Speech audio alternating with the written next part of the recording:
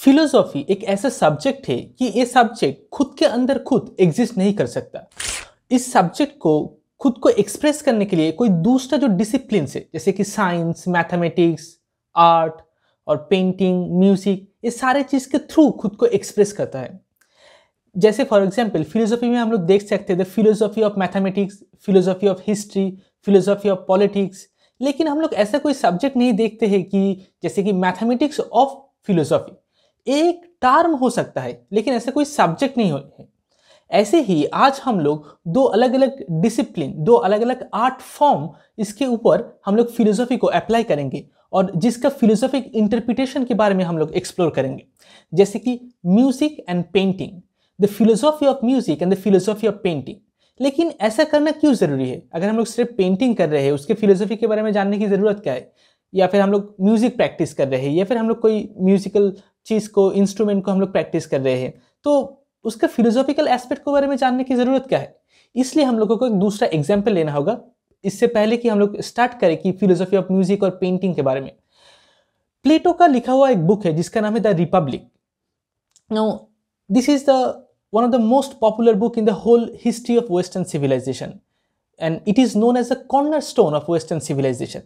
मतलब कि ये जो बुक है रिपब्लिक, इस बुक के अंदर फिलोसॉफी के बारे में है, इसके अंदर साइकोलॉजी के बारे में है, इसके अंदर मेटाफिजिक्स के बारे में है, इसके अंदर सोशल वैल्यूज, कल्चर, ये सारे चीज़ के बारे में डिस्कस किया गया है। लेकिन इस बुक को हम लोग फिलोसॉफी की तरह देखते हैं, एक फिलोसॉफिकल टेक्स्ट की तरह देखते हैं। सबसे ज़्यादा जिस चीज़ के बारे में इस बुक के अंदर डिस्कस किया गया है वो है पॉलिटिक्स। लेकिन हम लोग ज़्यादातर केस में इसको पॉलिटिकल बुक नहीं कहते हैं, हम लोग इसे फिलोसॉफिकल टेक्स्ट कहते हैं।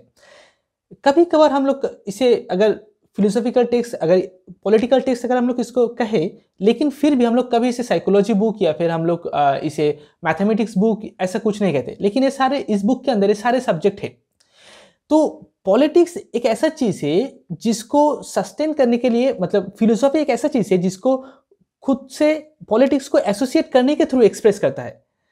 तो अगर प्लेटो का रिपब्लिक बुक से अगर हम लोग पॉलिटिक्स और फिलोसॉफी दोनों को डिफरेंशिएट करने की कोशिश करें तो इस बुक का जो चार्म है, इसका जो पोटेंशियल है, इसका जो अंडरलाइंग मीनिंग है, हम लोग को सारी चीज़ को मतलब we will lose all this thing, वो सारी चीज़ें एग्जिस्ट नहीं करेगा।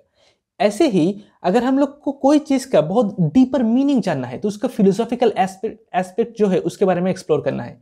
ऐसे ही आज हम लोग इस वीडियो के अंदर द फिलोसॉफी ऑफ म्यूजिक और द फिलोसॉफी ऑफ पेंटिंग, ये दोनों चीज़ के बारे में एक्सप्लेन करेंगे। हेलो फ्रेंड्स, मेरा नाम है रुद्र और तुम सब लोग देख रहे हो utopia academy. Point number 1 is time and space in painting and in music. मतलब कि टाइम और स्पेस, ये दोनों चीज़ के साथ म्यूजिक और पेंटिंग, इन दोनों चीज़ का रिलेशन क्या है। नाउ अगर हम लोग पेंटिंग करें, कुछ ड्राइंग कर रहे हैं, तो इसका मतलब क्या है, यहाँ पे जो टाइम है वो फिक्स्ड है। जैसे हम लोग कभी कभार फोटोग्राफी करते थे, हम लोग क्या कहते हैं, photography is like capturing the moment.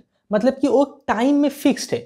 कोई मतलब लेट्स से सुबह का टाइम है या फिर नाइट है, कोई भी एक टाइम है जहाँ पे हम लोग फोटोग्राफी में कैप्चर कर रहे हैं, मतलब फोटो क्लिक कर रहे हैं। ऐसे ही पेंटिंग में टाइम फिक्स्ड है लेकिन जो स्पेस है वो वैरी करता है। फॉर एग्जाम्पल अगर कोई एक लैंडस्केप पेंटिंग है तो पेंटिंग के अंदर क्या रहेगा, एक माउंटेन या फिर कुछ ट्रीज या फिर कुछ ह्यूमन बींग्स है। तो वो जो ट्रीज, जो माउंटेन, जो ह्यूमन बींग्स है, सारे चीज़ का जो कलर है, जो शेप है, वो चेंज हो रहा है। किसके ऊपर? स्पेस के ऊपर। सो स्पेस के ऊपर सारे चीज़ वेरी कर रहा है लेकिन टाइम में वो फिक्स्ड है। लेकिन अगर हम लोग म्यूजिक में देखें तो बिल्कुल इसका ऑपोजिट है। म्यूजिक में क्या होता है कि वो जो टाइम है उस टाइम के अंदर म्यूजिक होता है। मतलब एक म्यूजिक को अगर हम लोग एक्सप्लोर करना चाहें तो उसके लिए हम लोगों को मतलब 20 मिनट्स या फिर 30 मिनट्स टाइम देना होगा। फॉर एग्जांपल मोजार्ट या फिर विवाल्दी, या फिर बेथोवन, ये सारे जो क्लासिक म्यूजिशियंस है, अगर हम लोग उनका म्यूजिक सुने, फॉर एग्जांपल क्रूज़र सन्नाटा करके एक बहुत ही अच्छा म्यूजिक है और इसी टाइटल से लियो टॉल्स्टॉय का भी एक शॉर्ट स्टोरी है जो कि बहुत अच्छा है। तो ये फिर हम लोग क्रूज़र सन्नाटा, कोई भी म्यूजिक अगर सुन रहे हैं तो उसको सुनने के लिए टाइम चाहिए कुछ, क्योंकि टाइम के अंदर वो जो म्यूजिक होता है, म्यूजिक का जो ups and downs, pitch high हो रहा है, लो हो रहा है, ये सारे चीज़ हो रहा है। लेकिन जो स्पेस है वो स्पेस फिक्स्ड है। मतलब यहाँ पे कोई फिजिकल स्पेस नहीं है बल्कि साइकोलॉजिकल स्पेस के अंदर म्यूजिक खुद को अनफोल्ड कर रहा है। Music is happening. वो जो स्पेस है वो फिक्स्ड है। एक पर्टिकुलर मेंटल स्पेस के अंदर हम लोग म्यूजिक को एक्सपीरियंस करते हैं। म्यूजिक को एक्सपीरियंस करने के लिए हम लोग बहुत सारा डेटा या फिर बहुत सारा इंफॉर्मेशन या फिर लॉजिक इसके थ्रू कनेक्शंस नहीं करते हैं। जैसे अगर हम लोग पेंटिंग में स्पेस को वैरी कराना होता है, या फिर अगर हम लोग लिटरेचर या फिर कोई फिक्शनल स्टोरीज पढ़ रहे हैं तो उसके अंदर स्पेस वैरी करता है। फॉर एग्जाम्पल कोई एक सेटिंग्स है नॉवेल का, तो वहाँ पे कुछ चीज़ है जो कि इंडिया में हो रहा है, फिर कुछ चीज़ हो रहा है लेट्स से यूके में, या फिर कुछ चीज़ हो रहा है कुछ अलग कंट्री में, या फिर इंडिया के अंदर कुछ इंसिडेंट हो रहा है दिल्ली में, कुछ इंसिडेंट हो रहा है कलकत्ता में, कुछ इंसिडेंट हो रहा है मुंबई में। इस सारे अलग अलग वेरिएशन जो लोकेशन से, तो ऐसे ही। लेकिन म्यूजिक के अंदर ऐसा कोई मतलब लोकेशन या फिर कोई जो स्पेस में चेंज या फिर शिफ्ट ऐसा नहीं होता, वो एक पर्टिकुलर स्पेस में होता है। तो पेंटिंग में हम लोग देख सकते हैं कि time is fixed but space is varying, but in music में क्या होता है इसका बिल्कुल ऑपोजिट, जहाँ पे time is varying but the space is fixed, क्योंकि टाइम के अंदर म्यूजिक का जो टोन है वो चेंज हो रहा है, उसी के थ्रू उसी को हम लोग म्यूजिक कह रहे हैं। Point number 2 is what is noise to us. इसका मतलब कि जो नॉइज होता है, जो मतलब कुछ कैओटिक जो साउंड होता है, उसी चीज़ को उसके ऊपर डिपेंड करता है कि हमारा इंटेलिजेंस क्या है। According to German philosopher Arthur Schopenhauer, जो कुछ कौन सा चीज़ को, कौन सा साउंड को हम लोग नॉइस बोलते हैं, नॉइस करके कंसीडर करते हैं, उसी को हम लोग उसके ऊपर डिपेंड करते हैं हमारा इंटेलिजेंस क्या है। मतलब फॉर एग्जांपल कोई एक फ्रेंड है जो कुछ मतलब मीनिंगलेस बात कर रहा है या फिर कोई भी चीज़ बोल रहा है जिसका कोई मतलब नहीं है, जो भी, तो अगर हम लोग उसी चीज़ से हम लोग अगर इंटरटेन हो रहा है, इसका मतलब हमारा जो इंटेलिजेंस है, वो जो वॉइस है, जो साउंड है, वो जो वर्ड्स है, उसका जो स्ट्रक्चर है, उससे अगर इंटरटेन हो रहा है तो हमारा इंटेलिजेंस उस लेवल का है। अगर हम लोग कोई डीप मीनिंगफुल कोई म्यूजिकल सिम्फनी सुन रहे हैं, लेट्स से द 4 सीजन, जो एक बहुत ही पॉपुलर म्यूजिकल सिम्फनी है, अगर इसको आप यूट्यूब पर भी सर्च कर सकते हो, अवेलेबल है। तो अगर आप इसी चीज़ को सुन रहे हो तो इसके थ्रू आप कुछ एक्सपीरियंस, कुछ फीलिंग्स को एक्सट्रैक्ट कर सकते हो इस म्यूजिकल सिम्फनी से। अगर इसके थ्रू आप एंटरटेन हो सकते हो, खुद के अंदर एक प्लेजर, एक काइंड ऑफ म्यूजिकल एक प्लेजर जो सेंसेशन क्रिएट कर सकते हो, इसका मतलब आपका इंटेलिजेंस हाई है। तो कौन सा चीज़ को हम लोग नॉइस बोल रहे हैं, कैओस बोल रहे हैं, और कौन सा चीज़ को हम लोग म्यूजिक बोल रहे हैं, तो इसका जो रेंज है, इस रेंज के ऊपर डिपेंड करता है जो हमारा इंटेलिजेंस है, वो कौन सा चीज़ को हम लोग नॉइस बोल रहे हैं, कौन सा चीज़ को हम लोग म्यूजिक बोल रहे हैं। अभी तक हम लोग म्यूजिक के बारे में जाना है, तो अब एक पॉइंट लेते हैं पेंटिंग के बारे में। Point number 3 is landscape painting versus portrait painting. Now landscape जो पेंटिंग का मोड है, जो पोर्ट्रेट पेंटिंग है, दोनों का फिलोसॉफिक जो बैकग्राउंड है वो डिफरेंट है। कैसे? अगर हम लोग कोई पोर्ट्रेट पेंटिंग को ड्रॉ कर रहे हैं या फिर हम लोग परसीव कर रहे हैं, तो इसका मतलब उस पेंटिंग का सेंटर में कोई एक एलिमेंट है, कोई एक ह्यूमन बीइंग है, कोई एक लेडी है या फिर कोई एक मैन है या फिर कोई वॉरियर या फिर कोई हॉर्स, कुछ भी है। तो जब हम लोग उस पेंटिंग को परसीव करेंगे तो जो हमारा अटेंशन है वो उस पेंटिंग का सेंटर में जाएगा। मतलब किसी भी पॉइंट पर अगर हम लोग उस पेंटिंग में मतलब we are observing the painting, तो हमारा जो अटेंशन है वो gradually move towards the centre, जो सेंट्रल एलिमेंट है। मतलब जो पोर्ट्रेट पेंटिंग है उसके अंदर एक सेंटर होता है, उसके अंदर एक मतलब एलिमेंट होता है सेंटर में ऐसा, जो कि हमारा अटेंशन को वो अट्रैक्ट करता है। मतलब हमारा अटेंशन पोर्ट्रेट पेंटिंग में कन्वर्ज होता है एक पॉइंट पर। लेकिन अगर हम लोग लैंडस्केप पेंटिंग पर देखते हैं तो एक है अलग टाइप का पेंटिंग है, इसके अंदर कोई एक सेंटर नहीं है, कोई एक ऐसा एलिमेंट नहीं है जो इस पेंटिंग का सेंटर में है, लेकिन सारे चीज़ बिखरा हुआ इधर उधर में है। हम लोग किसी भी एक पॉइंट से उस पेंटिंग को देख सकते हैं। मतलब पहले हम लोग राइट कॉर्नर में देख रहे हैं, फिर धीमे धीमे करके लेफ्ट कॉर्नर तक आ रहा है, या फिर कोई पहले सेंटर में देख रहे हैं, फिर धीमे धीमे करके चारों तरफ घूम रहे हैं, या फिर पहले हम लोग लेफ्ट कॉर्नर से स्टार्ट कर रहे हैं, फिर धीमे धीमे चारों तरफ देख रहे हैं। तो इस पेंटिंग पर क्या हो रहा है, लैंडस्केप पेंटिंग पर, कि the endlessly moving perspective. Okay, मतलब जो पर्सपेक्टिव, जो पॉइंट ऑफ व्यू है, वो हम लोग उसे शिफ्ट कर सकते हैं। किसी भी पॉइंट से हम लोग पेंटिंग के अंदर एंटर कर सकते हैं, कोई भी पॉइंट से हम लोग पेंटिंग को ऑब्जर्व कर सकते हैं। इसके अंदर कोई एक सेंटर नहीं है जो जिसके ऊपर हमारा जो थॉट्स या फिर जो अटेंशन है वो कन्वर्ज हो रहा है, बल्कि हमारा अटेंशन यहाँ पे डाइवर्ज हो रहा है। Like our attention is diverging to the different details of the painting, different जो शेड्स से, जो कलर से, इसके ऊपर डिटेल्स के ऊपर डाइवर्ज हो रहा है। हमारे लाइफ के साथ इस जो लैंडस्केप पेंटिंग और जो पोर्ट्रेट पेंटिंग है, दोनों के सिमिलैरिटीज है। फॉर एग्जाम्पल जो लैंडस्केप पेंटिंग है, कुछ इंसान का लाइफ ऐसा होता है एक लैंडस्केप पेंटिंग की तरह, जिसके सेंटर में मनी या फिर सेक्स या फिर पावर या फिर पॉपुलैरिटी कोई एक चीज़ रहता है जिसके सेंटर में, और उसी को हम लोग मीनिंग ऑफ लाइफ या फिर उसके चारों तरफ हम लोग रिवॉल्व करते रहते हैं। और किसी किसी इंसान का लाइफ एक लैंडस्केप पेंटिंग की तरह होता है जिसमें कोई सेंटर नहीं है, सिर्फ एक वैगाबाउंड की तरह एक्सप्लोर कर रहे हैं, लाइक एक एक्सपीडिशन में है जिसको हम लोग ढूंढ रहे हैं, लेकिन उसके अंदर कोई कोई ऐसा एक चीज नहीं है जिसके लिए हम लोग सब कुछ सेक्रीफाइस कर रहे हैं, बल्कि हम लोग एक एडवेंचरर की तरह एक्सप्लोर कर रहे हैं सारे चीज को। तो ये हो गया लैंडस्केप पेंटिंग और पोर्ट्रेट पेंटिंग का फिलोसॉफिक अंडरस्टैंडिंग। अभी हम लोग जाएंगे हमारा पॉइंट नंबर 4 पर, ऑर्डर इन म्यूजिक। मतलब जो म्यूजिक है, म्यूजिक के अंदर दो टाइप के म्यूजिक होता है। एक होता है जिसके अंदर म्यूजिक में एक ऑर्डर होता है, एक रिदम की तरह, म्यूजिक कब अप कब डाउन, टोन का कैसे चेंज हो रहा है, वो सारे चीज में एक ऑर्डर है। जैसे अगर कोई इंसान डांस कर रहा है तो डांस दो तरीके के हो सकते हैं। जैसे एक डांस हो सकते हैं कि जिसके अंदर ऑर्डर है, मतलब step 1 this, step 2 this, step 3 this, कोई भी एक डांस स्टेप बाय स्टेप हो रहा है, ऐसे म्यूजिक में भी होता है। लेकिन कुछ डांस ऐसा होता है कि जिसके अंदर कोई कोई ऑर्डर नहीं है, एक डिसऑर्डर है, एक कैओस। ऐसे ही म्यूजिक में भी कैओस होता है। फॉर एग्जाम्पल, जब विजया के दिन दुर्गा पूजा की एंड में जब हम लोग विजया में जाते हैं, तब जो डांस होता है वो डांस कैसे होता है, वो डांस के अंदर कोई स्टेप्स नहीं होता है, ऐसे ही डांस हो रहा है। ऐसे ही म्यूजिक के अंदर भी एक कैओस, एक डिसऑर्डर, एक ऐसा सिम्फनी जिसके अंदर कोई ऑर्डर नहीं है। तो डिसऑर्डर और जो ऑर्डर, ये दोनों को हमारे दोनों अलग अलग डिफरेंट टाइप ऑफ म्यूजिक है, और इसके साथ हमारा लाइफ भी रिलेटेड है।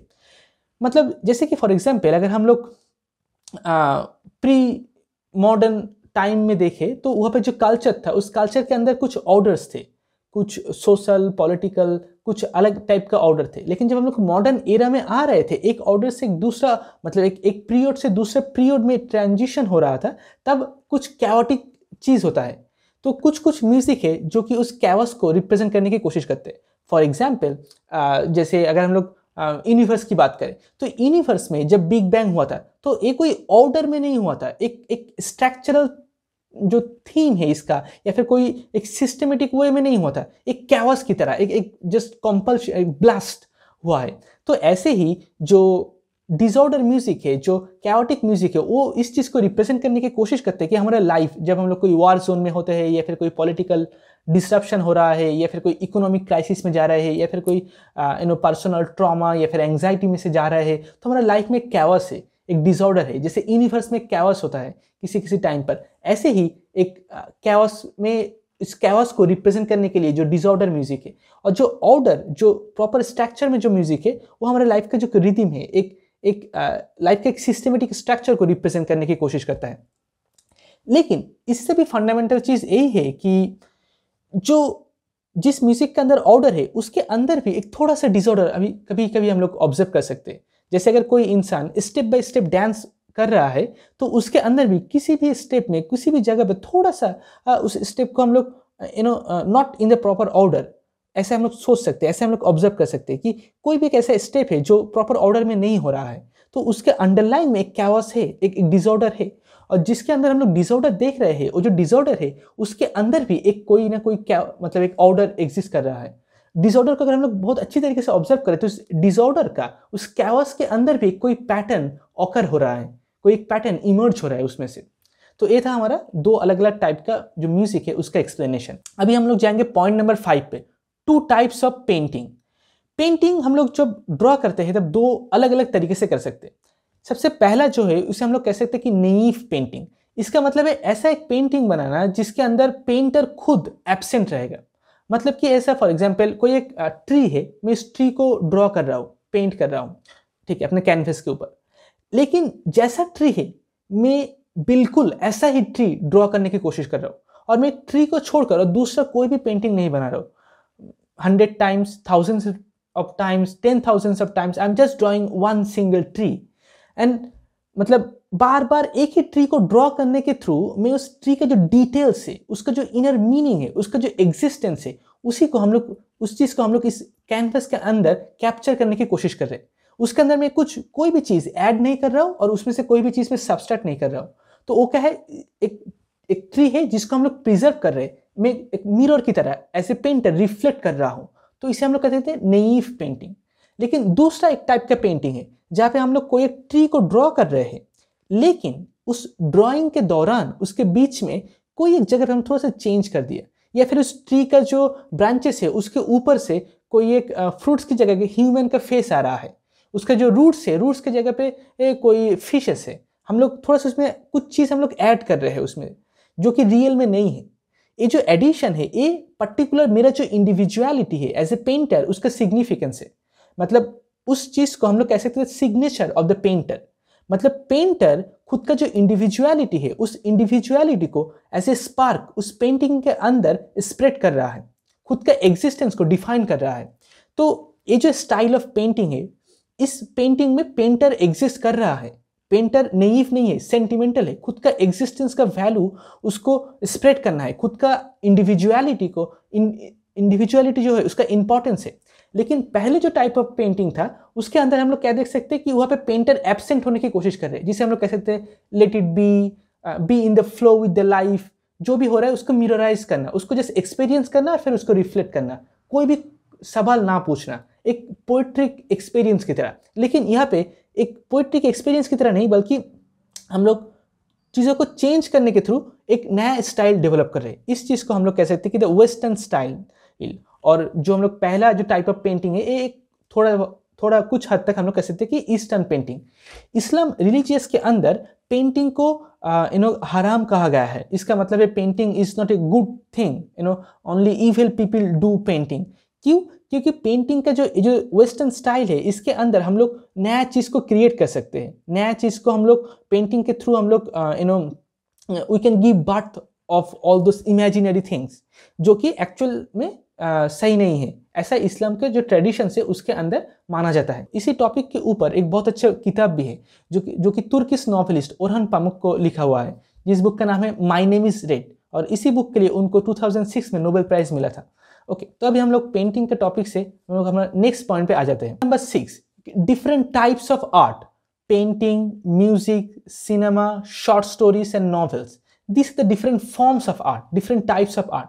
सारे जो आर्ट फॉर्म है, ये सारे आर्ट फॉर्म कुछ ह्यूमन एक्सपीरियंस को एक्सप्लोर करने की कोशिश करता है, या फिर कुछ ह्यूमन एक्सपीरियंस को प्रिजर्व करने की कोशिश करते हैं, ह्यूमन फीलिंग्स को।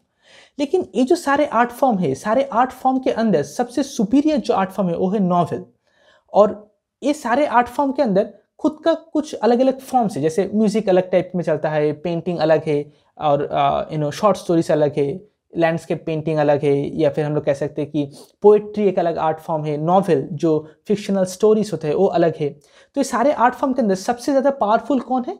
सबसे ज़्यादा पावरफुल है नॉवेल्स, जो फिक्शनल, जो लॉन्ग लेंदी फिक्शनल स्टोरीज होते हैं। क्यों नॉवेल सबसे ज़्यादा पावरफुल है बाकी आर्ट फॉर्म्स के कंपैरिजन में, वो हम लोग थोड़ी देर बाद जानेंगे। लेकिन एक चीज़ हम लोगों को याद रखना होगा कि सारे जो आर्ट फॉर्म्स है, ये सारे आर्ट फॉर्म का अपना अपना खुद का एक स्ट्रेंथ है, खुद का वीकनेसेस है। और नॉवेल्स के अंदर सारे चीज़ हम लोग रिक्रिएट कर सकते हैं, इसलिए नॉवेल सबसे ज़्यादा पावरफुल है। सबसे ज़्यादा इस सारे आर्ट फॉर्म में से हम लोग मॉडर्न जो सोसाइटी है 21st सेंचुरी में हम लोग सबसे ज़्यादा सेलिब्रेट करते हैं लिटरेरी नॉवेल्स को as a art form. Point number 7 is art versus history. Why we do art, मतलब आर्ट का हम लोग प्रैक्टिस क्यों कर रहे हैं, आर्ट का ज़रूरत क्यों है। हिस्ट्री एक ऐसा चीज़ है जो कि बहुत कॉम्प्लेक्स है। हिस्ट्री के अंदर सारे चीज़ आता है, जैसे politics, economics, science, social values, ये सारे चीज़ हिस्ट्री के अंदर। क्योंकि जो साइंटिफिक डेवलपमेंट है, वो जो हिस्टोरिकल डेवलपमेंट है, हिस्ट्री कैसे इवॉल्व हो रहा है, हिस्टोरिकल डेवलपमेंट कैसे हो रहा है, उसके अंदर साइंटिफिक डेवलपमेंट है, उसके अंदर इकोनॉमिक डेवलपमेंट है, उसके अंदर सोशल डेवलपमेंट है, कल्चरल डेवलपमेंट है, पॉलिटिकल डेवलपमेंट है, ये सारे डेवलपमेंट। तो हिस्ट्री का एक सब कैटेगरी है ये सारे चीज़, पॉलिटिक्स, साइंस और सारे जो चीज़ हम लोग कैसे कह सकते हैं। लेकिन आर्ट एक ऐसा चीज़ है, एक ऐसा डिसिप्लिन है वो जो कि हिस्ट्री का जो डेवलपमेंट है उसका जो बाहर, उसका आउटसाइड में एग्जिस्ट करता है। Art is located outside of historical development, क्योंकि आर्ट इज एक्सपीरियंशियल। मतलब हम लोग ऐसा कभी नहीं कह सकते कि लियो टॉल्स्टॉय ने एक नॉवेल लिखा है जिसका नाम है वॉर एंड पीस, या फिर अन्ना कारेनिना। अभी हम लोग ऐसा नहीं कह सकते कि ओके टॉल्स्टॉय ने एक नॉवेल लिखा था अन्ना कारेनिना, तो अभी हम लोग उसको थोड़ा डेवलप कर देते हैं, उसको थोड़ा चेंज करते हैं। कोई दूसरा राइटर आ गया जो कि बहुत अच्छा है, तो वो थोड़ा टॉल्स्टॉय का नॉवेल को डेवलप कर रहे हैं। ऐसा कभी नहीं होता, क्योंकि नॉवेल्स, स्टोरीज और जो मूवीज, ये सारे चीज़ क्या है, एक क्लोज्ड फंक्शन है। जो एक बार क्रिएट किया गया है वो कंप्लीट है अपने आप में। जैसे एंड्रे तार्कोव्स्की एक रशियन फिल्म डायरेक्टर है, बहुत ही पॉपुलर फिल्म डायरेक्टर। उनका एक मूवी है जिसका नाम है स्टॉकर। उस मूवी को कोई नया डायरेक्टर आके नहीं कह सकते कि मैं मूवी को थोड़ा सा चेंज करके डेवलप कर रहा हूँ, नहीं, वो मूवी अपने आप के अंदर कंप्लीट है, जो टोटल है। लेकिन जो साइंटिफिक रिसर्च होता है, कि हम लोग कैसे कह सकते हैं कि एक रिसर्च को कोई दूसरा साइंटिस्ट आके थोड़ा सा चेंज किया है, या फिर उसको थोड़ा डेवलप किया है, या फिर कोई इकोनॉमिक थ्योरी जो पहले चल रहा था उससे हम लोग कोई डेवलप इकोनॉमिक थ्योरी प्रेजेंट कर सकते हैं, या फिर पॉलिटिकल थ्योरीज। पहले सोसाइटी में अलग टाइप का पॉलिटिकल सिस्टम हुआ करता था, अभी अलग टाइप का सिस्टम है। तो ये सारे चीज़ डेवलप होता है, और इस डेवलपमेंट के दौरान बहुत सारा फ्रिक्शन क्रिएट होता है, बहुत सारा अप्स एंड डाउन्स क्रिएट होता है, बहुत सारा logical consistency and inconsistency create होता है। और इसके लिए जो हिस्ट्री है ये एक ऐसा चीज़ है, हिस्टोरिकल जो डेवलपमेंट है ये बहुत ही पॉलिटिकल, बहुत ही स्केप्टिकल है। हर वक्त हम लोगों को सजग रहना होता है, हर वक्त सारी चीज़ को सवाल करना होता है, और सारे चीज़ के जो इसका जो कॉम्प्लेक्सिटी है, इसका जो वॉल्यूम है, ये सारे चीज़ के अंदर हमको सर्वाइव करना होता है। लेकिन आर्ट क्या होता है, इस सारे चीज़ से हम लोगों को थोड़ा सा रिलीफ देता है, इस सारे चीज़ से हम लोग स्केप कर सकते हैं। लेकिन यहाँ पे दो अलग अलग पॉइंट ऑफ व्यू है आर्ट और हिस्ट्री का जो कॉन्फ्लिक्ट है इसके बीच में। एक पॉइंट ऑफ व्यू हम लोग ऐसा कह सकते हैं कि we need art in order to return to this historical complexity। मतलब जो historical development हो रहा है उसमें वापस आने के लिए हम लोगों को आर्ट चाहिए, जो कुछ देर के लिए आर्ट हमको रिलीफ दे, एक रिलैक्स दे, मतलब जो कि हिस्टोरिकल कॉम्प्लेक्सिटी से हम लोग बाहर जा सके, फिर दोबारा से हम लोग हिस्ट्री में वापस आ सके।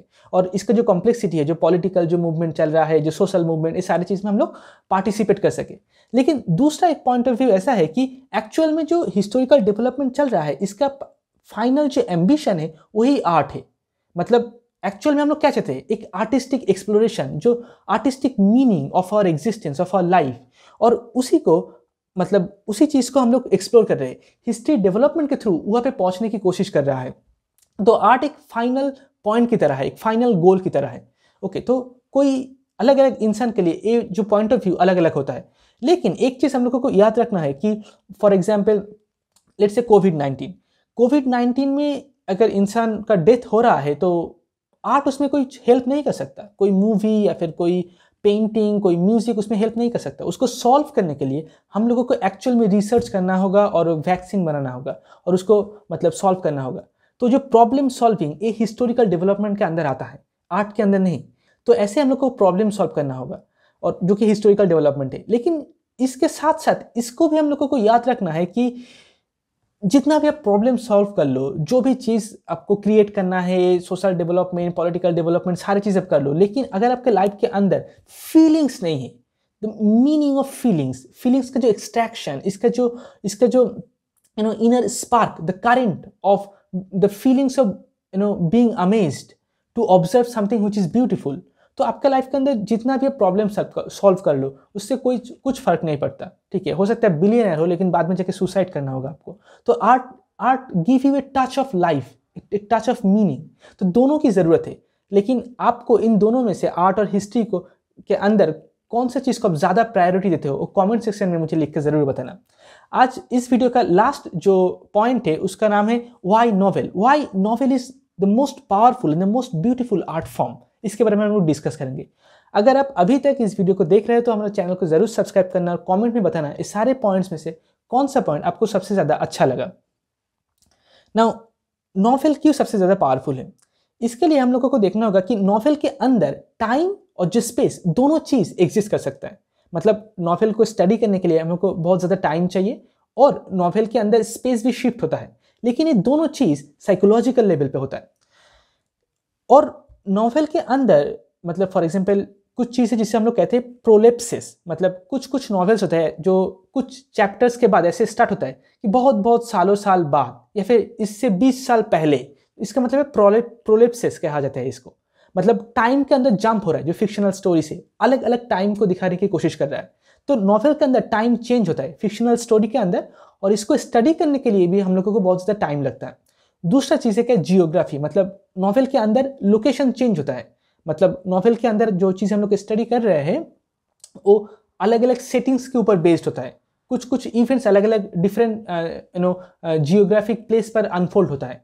ओके, और दूसरा पॉइंट यही है कि नॉवेल सबसे ज़्यादा पावरफुल इसलिए है कि जो इफेक्ट, जो आर्टिस्टिक इफेक्ट हम लोग पोएट्री या फिर मूवीज या फिर शॉर्ट स्टोरीज के अंदर हम लोग क्रिएट कर सकते हैं, उसी इफेक्ट को नॉवेल के अंदर हम लोग रिपीटेडली क्रिएट कर सकते हैं। पोएट्री जो इफेक्ट होता है रीडर के माइंड के ऊपर, उस इफेक्ट को हम लोग नॉवेल के अंदर रिपीटेडली क्रिएट कर सकते हैं। इसलिए नॉवेल का जो पावर है वो बहुत ज़्यादा होता है। लेकिन इससे भी एक बहुत ही इंटरेस्टिंग पॉइंट है जो आई थिंक नॉवेल को सबसे ज़्यादा पावरफुल बनाता है। वो क्या है? वो यही है कि जो फिक्शनल स्टोरीज है उसके जब हम लोग स्टडी करते हैं तो एक ब्लैक मतलब एक वाइट पेपर के ऊपर कुछ ब्लैक जो प्रिंटेड सिंबल्स की तरह है, उसका कोई मीनिंग नहीं है। जब हम लोग उसको स्टडी कर रहे हैं तो कॉग्नाइज कर रहे हैं, उसको साइकोलॉजिकली थॉट्स क्रिएट कर रहे हैं, ड्रीमिंग कर रहे हैं, उस सिचुएशन को इमेजिन कर रहे हैं, और वो जो इमेजिनेशन, जो कॉन्शियस ड्रीमिंग है, वो कॉन्शियस ड्रीमिंग इवोक कर रहे हैं कुछ फीलिंग्स, कुछ एक्सपीरियंस को।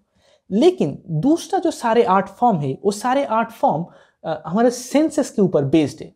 फॉर एग्जाम्पल मूवीज के अंदर जो भी फीलिंग्स, इमोशन, जो भी इफेक्ट क्रिएट हो रहा है जो व्यूअर से उसके माइंड के अंदर, वो कैसे हो रहा है?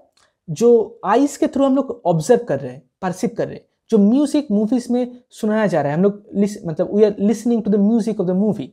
तो ये जो सारे चीज़ है, जो आइस, जो एयर, ये सारे चीज़ के ऊपर ये जो आर्ट फॉर्म, एक कंडीशन है, इसके ऊपर बेस्ड है। और ये बहुत बाहर होने की वजह से पेंटिंग या फिर जो म्यूजिक है या फिर जो मूवीज है, बाहर होने की वजह से इसका एक विविडनेस होता है। मतलब बहुत जल्दी से हमारा जो सेंसेस है उसको पेनिट्रेट कर सकता है। लेकिन फिक्शनल स्टोरी मतलब जो नॉवेल है, लिटरेरी राइटिंग है, उसके अंदर ऐसा नहीं होता। आपको word by word, sentence by sentence, paragraph by paragraph, chapter by chapter आपको इसको स्टडी करना होगा। जब आप इस चीज़ को स्टडी कर रहे हो तब आप थॉट्स क्रिएट कर रहे हो, इमेजिनेशन क्रिएट कर रहे हो, और उसी थॉट्स और जो इमेजिनेशन, जो आर्ट फॉर्म, वो एक्चुअल में बाहर नहीं, आपके अंदर क्रिएट हो रहा है एज ए आर्ट फॉर्म। वो जो लाइक लैंडस्केप पेंटिंग की तरह, एक म्यूजिक की तरह जो इफेक्ट। और आर्ट के अंदर जो मतलब लिटरेरी नॉवेल के अंदर हम लोग दोनों टाइप का जो चीज़ें क्रिएट कर सकते हैं। इसके अंदर हम लोग जो लॉजिक है, जो कि फॉर एग्जांपल जो नैरेटिव है, उसको भी हम लोग क्रिएट कर सकते हैं, और जो पिक्चर से, जो इमेजिनेशन से, जो सिचुएशन से, उसको भी हम लोग क्रिएट कर सकते हैं। फॉर एग्जाम्पल अगर मैं यहाँ पे मतलब पेपर पे अगर जस्ट लिखूँ कि एक माउंटेन है, कुछ ट्रीज है, और उसके बगल से रिवर जा रहा है, रिवर के एक तरफ कुछ इंसान है, ओके, और रिवर के ऊपर कुछ स्टोन्स है, ये सारी चीज़ तो हम लोग इमेजिन कर सकते हैं उस चीज़ को। और ये हो गया क्या? पिक्चर, एक साइकोलॉजिकल पिक्चर, एक लैंडस्केप। लेकिन दूसरी तरफ अगर हम लोग नॉवेल्स के अंदर कुछ लॉजिक भी दे सकते हैं, मतलब एब्स्ट्रैक्ट थिंग, जैसे for example facts are not truth और नॉलेज, ये जो सेंटेंस है, इसके लिए हम लोग कुछ इमेजिन नहीं कर रहे, एक नैरेटिव की तरह है, इसका मतलब इसके अंदर ही है, जो वर्बल है। तो एक लिटरेरी नॉवेल है जो, उसके अंदर हम लोग दोनों टाइप का चीज़ हम लोग इंक्लूड कर सकते हैं, जिसके अंदर जो इमेजिनेशन मतलब जो आर्टिस्टिक जो सेंसिटिविटी है उसको भी हम लोग इंक्लूड कर सकते हैं, जो फिलोसॉफिकल एस्पेक्ट है, जो लॉजिक, रीजनिंग, ये सारी चीज़ भी हम लोग उसके अंदर इंक्लूड कर सकते हैं। तो इसीलिए नॉवेल एक पावरफुल फोर्स बन जाता है हमारे लिए, और ये अंदर काम करता है, मतलब हमारे माइंड के अंदर, जिसके लिए और भी ज़्यादा पावरफुल होता है। नॉवेल्स और जो स्टोरीज होते हैं, लॉन्ग स्टोरीज, वो और एक वजह से बहुत ज़्यादा पावरफुल होता है, और सबसे ज़्यादा पावरफुल आर्ट फॉर्म करके हम लोग इसको कंसिडर कर सकते हैं। क्यों? क्योंकि अगर समझे कि कोई एक चैप्टर है, इस चैप्टर में लिखा हुआ है कि एक किंग है जो जिसका डेथ हो चुका है, और कुछ चैप्टर्स बाद लिखा हुआ कि जो क्वीन है वो मतलब out of sorrow, out of pressure, वो सुसाइड कर लेता है। लेकिन अगर हम लोग इस चीज़ को याद नहीं रख सकते कि किंग का डेथ हुआ है, तो हम लोग इसके साथ इसको कनेक्ट नहीं कर पाएंगे। सॉरो मतलब किस लिए सॉरो, और प्रेशर मतलब क्या? जो कि किंग है उसका डेथ हो चुका है, और उसका जो सॉरो है, और जो प्रेशर मतलब जो किंगडम है उसका जो प्रेशर है, उसका जो पॉलिटिकल प्रेशर क्वीन के ऊपर आ रहा है, उस वजह से। तो दोनों चीज़ के अंदर जो कॉजेशनल एसोसिएशन है, इसका एक इवेंट है, उसका कॉज है ये वाला इवेंट। इसके लिए हम लोगों को मेमोरी क्रिएट होना चाहिए। अगर हमारा मेमोरी बहुत शॉर्ट है तो कॉजेशनल जो एसोसिएशन वो ज़्यादा पावरफुल नहीं हो पाएगा। तो नॉवेल्स क्या करता है, हमारे अंदर जो मेमोरी पावर है उस कैपेसिटी को वो इंक्रीज करता है।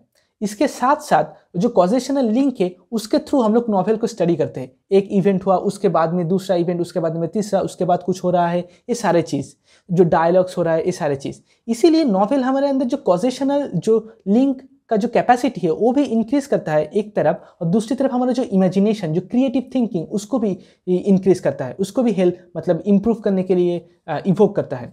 इसीलिए नॉवेल सबसे ज़्यादा पावरफुल आर्ट फॉर्म है, जो कि बाकी सारे आर्ट, ऐसा नहीं कि बाकी सारे आर्ट फॉर्म पावरफुल नहीं है। म्यूजिक का कुछ अपना खुद का एक स्ट्रेंथ है, पेंटिंग का खुद का एक स्ट्रेंथ है, ऐसे ही सारे आर्ट फॉर्म का खुद का कुछ वीकनेसेस है, खुद का कुछ स्ट्रेंथ है। लेकिन नॉवेल सबसे ज़्यादा सारे चीज़ को कंसिडर करते हैं हम लोग, जनरली इसको सबसे ज़्यादा पावरफुल आर्ट फॉर्म कह सकते हैं। तो ये था आज का वीडियो दोस्तों, जिसके अंदर हम लोग म्यूजिक और पेंटिंग के बारे में डिस्कस कर चुके हैं और नॉवेल्स के बारे में भी थोड़ा बहुत डिस्कस कर चुके हैं। आज के लिए इतना ही, नेक्स्ट वीडियो में दोबारा मुलाकात होगी। Thank you so much for watching this video.